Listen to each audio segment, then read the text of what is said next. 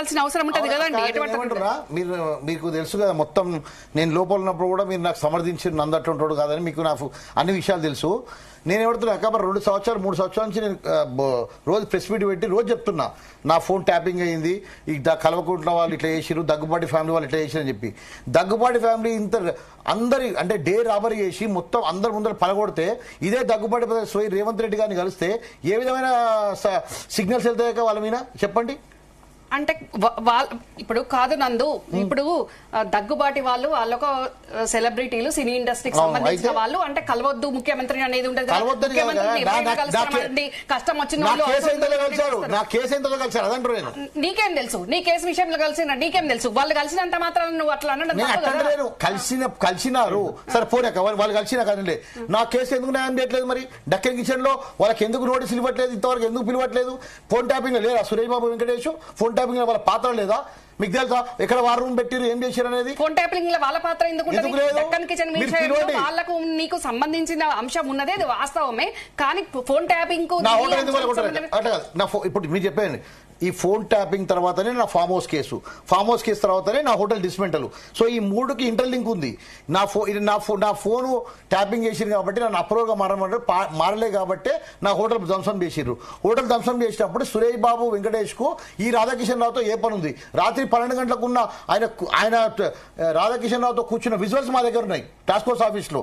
Bench కాలేదు ఈ సురేష్ బాబు వెంకటేష్ వాళ్ళు ఎక్కడైతే టాస్క్ ఫోర్స్ రాధాకిషన్ రావుతో రాత్రి 12 గంటల నుంచి 3 గంటల వరకు నా హోటల్ డిస్మెంటల్ చేసిన రోజు అక్కడ ఉన్నారు. వాళ్ళకి ఏం పని ఉందండి? వాళ్ళు రాధాకిషన్ రావుతో వెళ్ళేదే పని ఉంది. అంతకుముందు కేటీఆర్ కేసీఆర్ తో కలిసి మీటింగ్ చేయలేదా? వీళ్ళంతా కలిసి ప్లాన్ చేసిన హోటల్ ధ్వంసం చేయలేరా?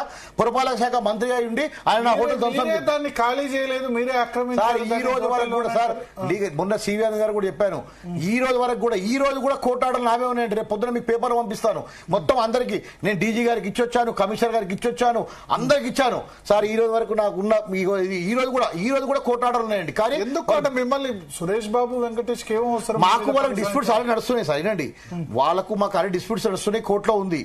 కోర్టు నుంచి నాకు ఫేవరబుల్ ఆర్డర్ ఉంది. వాళ్ళకి దాంట్లో ఏం చేయాలో తోచక ఈ కేసు ఆధారంగా తీసుకొని మీరు ఆక్యుపై చేశారు. వాళ్ళ దాన్ని ఎట్లా ఆక్యుపై చేస్తారు సార్? వాళ్ళు చిన్నోళ్ళు ఆక్యుపై చేస్తారు. లీజు తీసుకున్న తర్వాత అగ్రిమెంట్ ఆఫ్ సేల్ అయింది. అగ్రిమెంట్ ఆఫ్ సేల్ తర్వాత నాకు కోర్టు ఆర్డర్ వచ్చింది. కోర్టులో మ్యాటర్ ఉంది, హైకోర్టు ఆర్డర్స్ ఉన్నాయి, లోయర్ కోర్టు ఆర్డర్స్. రేపే అందరికి మొత్తం మీడియా సమక్షంలో పస్సాలు చెప్పాను. ఇవన్నీ ఏంటంటే నేను అక్కడ ఈ ఫామ్ హౌస్ కేసులో అప్రూవర్గా మారినందుకు ఏం చేయాలంటే నా మీద SC/ST కేసు పెట్టారు, అన్ని కేసులు పెట్టారు, నా వైఫ్ మీద పెట్టారు. అప్పటికి కూడా ఇరకపోతే నా హోటల్ ధ్వంసం చేశారు. ధ్వంసం చేసే దాంట్లో ఈ కేసీఆర్ కేటీఆర్ గారు ఈ సురేష్ బాబు వెంకటేష్ పిలిచి ఏంటి మీకు వాళ్ళకి డిస్ప్యూట్ అని అడిగిన హోటల్ ధ్వంసం చేశారు. ఆ హోటల్ ధ్వంసం చేసిన తర్వాత నేను అనుకున్నా కొత్త గవర్నమెంట్ వచ్చింది కదా, ఈ గవర్నమెంట్ నాకు న్యాయం జరుగుతుంది అనుకున్నా. ఈ గవర్నమెంట్ వాళ్ళదే, ఆ గవర్నమెంట్ వాళ్ళదే. ఎట్లా అండి?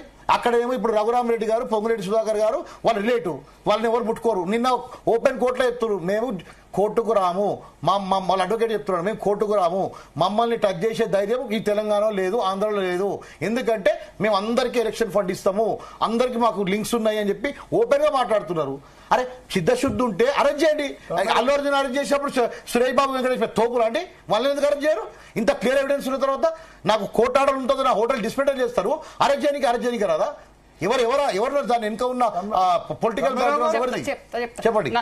నందు ఒకటి విషయం, ఇప్పుడు నీ హోటల్ కూల్చే కంటే ముందు కూడా దాని వ్యవహారం అంతా కూడా నువ్వు నాకు చెప్పుకున్నావు. నీ హోటల్లో ఏం జరిగింది ఏంది అనేది నాకు మొత్తం చెప్పుకున్నావు.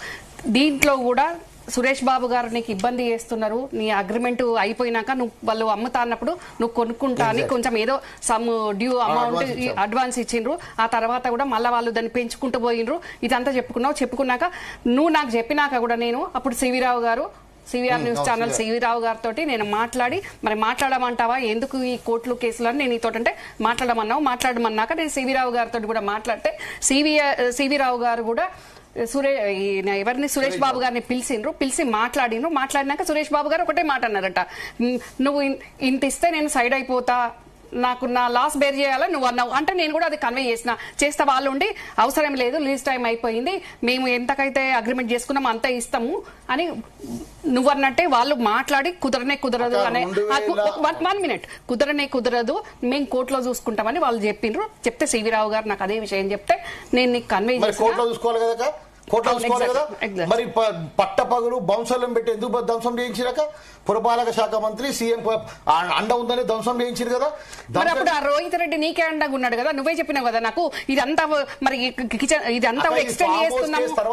ఒక నిమిషం ఇదంతా కూడా హోటల్ ఎక్స్టెండ్ చేస్తున్నాము అని చెప్పినప్పుడు కూడా పైలట్ రోహిత్ రెడ్డి నాకు ఉన్నాడు మొత్తం ఆయన చేస్తున్నాడు మరి ఎందుకు పైలట్ రోహిత్ రెడ్డి మళ్ళీ మారిపోయిండు పైలట్ రోహిత్ రెడ్డి దాంట్లో దొరికాడు కదా ట్యాపింగ్ లో దొరికి ఆయన ఇబ్బంది పడుతున్నాను చెప్తున్నాడు కదా దొరుకుతున్నా దానికి ఉన్ను ట్యాపింగ్ లో దొరికి ఇబ్బంది పడుతున్న అంశం వేరు కాదు ఇప్పుడు ఇన్వెస్ట్మెంట్ ఆయన చేసినప్పుడు హోటల్ కూడా పడుతున్నప్పుడు మరి ఎందుకు కేటీఆర్ దగ్గరనే కదా మాట్లాడాలి కదా శకుని విషయం ఎందుకు మాట్లాడతలే అసలు విషయం మాట్లాడలే ఇదే పైలట్ రోహిత్ రెడ్డికి నేను ఎవరు రోహిత్ రెడ్డి నా దాంట్లో పార్ట్నర్షిప్ వస్తా అంటే ఫోన్ చేసి ఏంటి నువ్వు సురేష్ బాబు విగడే దాంట్లో పోతావా అని చెప్పి వాళ్ళిద్దరిని సైడ్కి గెలిపించాడు మీ సంతోష్ రావు అడగండి సంతోష్ రావు అసలు ఇంకోటాక ఇంత పెద్ద కేసులో ఇన్ని అవుతుంటే అసలు సంతోష్ రావుకు సిట్ నోటీస్ ఎందుకు ఇస్తలే చెప్పండి మీరు చెప్పండి నాకు శకుని కాదు వాళ్ళ తాత ఉన్నా గానీ ఎవరున్నా గానీ ట్యాపింగ్ ఎవరున్నా వదిలిపెట్టేది లేదు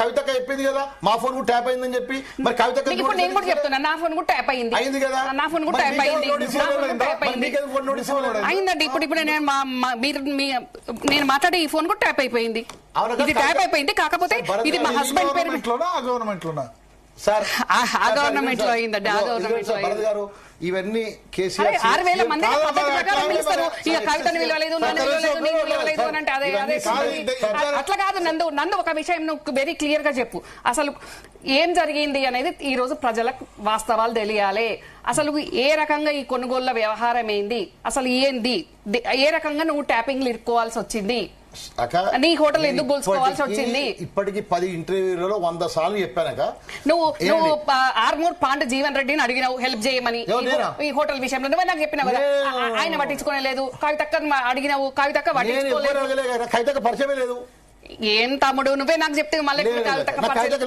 వాళ్ళు చేయలేదు హెల్ప్ ఆబ్వియస్ గా వాళ్ళు ఎట్లా ఇండస్ట్రీ సైడే ఉంటారు సెలబ్రిటీ సైడే ఉంటారు ఇదంతా సీఎం కేసీఆర్ గారు మీరు అన్నట్టు ఆయనకు తెలుసో తెలియదు నాకు కానీ ఇదంతా నడిపింది ఏంటంటే ఒక పెద్ద సిన్సియర్ అంటే ఇప్పుడు పెద్ద మనిషి ఒక పోలీస్ ఆఫీసర్ నాకు ఏం చెప్పారు తెలుసా నన్ను అనవసరంగా సిట్ లో వేసి నన్ను ఇబ్బంది పెట్టారు సెంట్రల్ కు నన్ను బ్లేమ్ చేశారని చెప్పి ఒక పెద్ద పోలీస్ ఆఫీసర్ నాతో చెప్పారండి I'm not reveal the name okay ఇదంతా దానికి కారణం సంతోష్ రావు అని చెప్పి ఆయన స్టేట్మెంట్ ఇచ్చాడు సంతోష్ రావు అప్పుడున్న డీజీ అంజన్ కుమార్ అని చెప్పి చెప్పాడు అంటే సంతోష్ ఇంకొక విషయం భరత్ గారు ఇప్పుడు శరత్ గారు లేరు ప్యానెల్ లో గానీ శరత్ గారు ఇందాక ఒక మాట అన్నారు రోజు ప్రభాకర్ రావు కేసీఆర్ ప్రగతి భవన్ లోనే కూర్చున్నాడు ఇదే ప్రభాకర్ రావు బయట చెప్పుకున్నారట నేను ఇంటెలిజెన్స్ రిపోర్ట్ కరెక్ట్ గా ఇద్దాము డైరెక్ట్ సార్కే ఇద్దామంటే కూడా ఇచ్చే పరిస్థితులు లేకుండే మధ్యలో వాళ్ళు తీసుకున్నారు బట్ నేను ఎన్నో సార్లు 100 సార్లు కూడా చెప్పిందండి ఇంటెలిజెన్స్ రిపోర్ట్ కూడా రీచ్ అవ్వట్లేదు